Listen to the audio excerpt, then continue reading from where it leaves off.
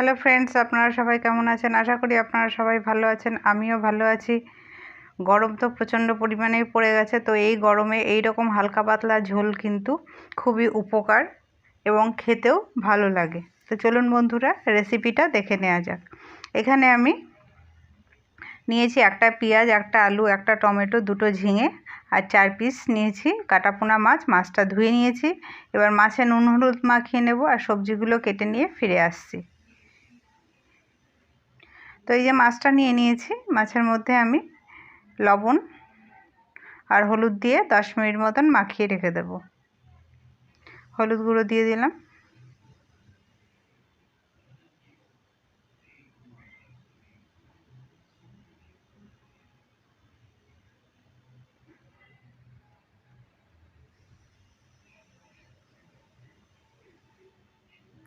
এবার আমি গ্যাসটা ধরিয়ে কড়াইটা বসিয়ে নেব। কড়াইয়ের মধ্যে সর্ষের তেল দিয়ে দেব। তেলটা গরম হয়ে গেলে পরে আমি এর মধ্যে প্রথমে মাছগুলো ভেজে নেব। তো মাছগুলো দিয়ে দিলাম। মাছের একটা পিঠ হয়ে গেছে, এবার আমি মাছটাকে উল্টে দেব।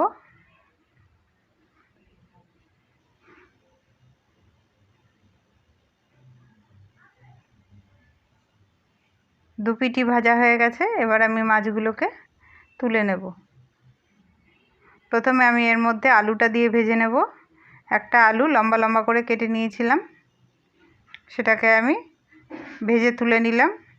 এবার আমি এর মধ্যে যে দুটো ঝিঙে আমি কেটে নিয়েছিলাম, সেই দুটো ঝিঙে একটু হালকা করে ভেজে নেব। ভাজার সময় ঝিঙের মধ্যে একটু হলুদের গুঁড়ো দেব।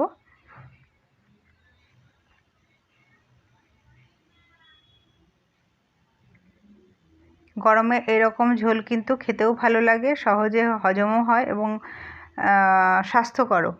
তো হলুদ গুঁড়োটা দিয়ে দিলাম।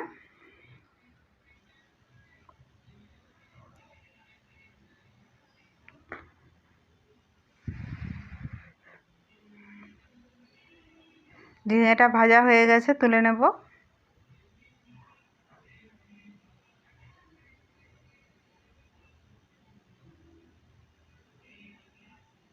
এবার আমি এর মধ্যে একটু তেল অ্যাড করব। সাদা জিরে ফোড়নের জন্য দেব।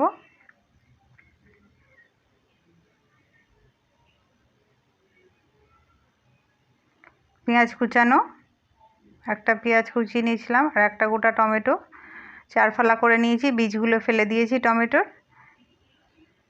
আর লবণ দিয়ে এটাকে একটু ভেজে নেব।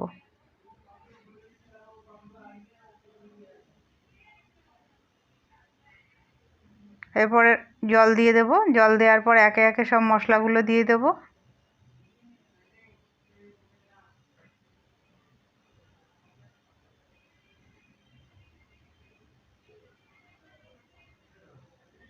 হলুদ গুঁড়ো দিয়ে দিলাম।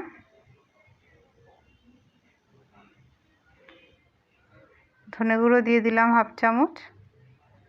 হাফ চামচ দিয়ে দেবো জিরে গুঁড়ো।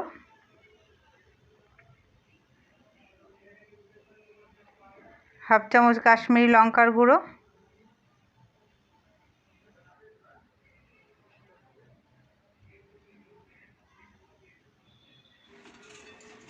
মশলাটা আমার কিন্তু খুব ভালো করে ভাজা হয়ে গেছে। এবার এর মধ্যে আমি একটু আদার পেস্ট দিয়ে দেবো আর দুটো কাঁচা লঙ্কা কুচো করে দিয়ে দেবো।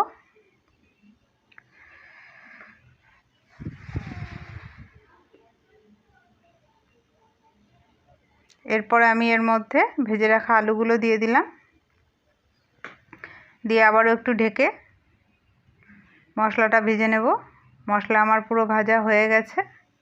এবার আমি জল দিয়ে দেব।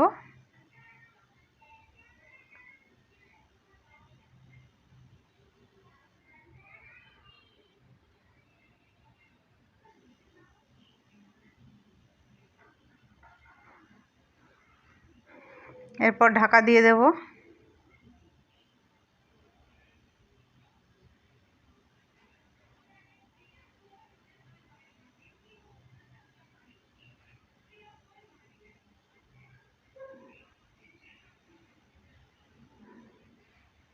ঝোলটা ভালো মতন ফুটে উঠেছে। এবার আমি ঝোলের মধ্যে ভেজে রাখা মাছ আর ভেজে রাখা ঝিঙেগুলো দিয়ে দিলাম। দিয়ে আরও কিছুক্ষণ ফুটিয়ে নেব, তার জন্য ঢাকা দিয়ে দেব। এবার ঢাকা খুলে ওপর থেকে ধনেপাতা ছড়িয়ে দিয়ে নামিয়ে নিলেই তৈরি হয়ে যাবে। ভিডিওটা ভালো লাগলে লাইক করে দিয়ে পাশে থাকার অনুরোধ রইল। কমেন্টের মাধ্যমে জানাবেন আপনারা কিভাবে কাতলা মাছের ঝোল বানান। আপনারা অবশ্যই এইভাবে বানিয়ে একবার খেয়ে দেখবেন, দারুণ লাগে কিন্তু।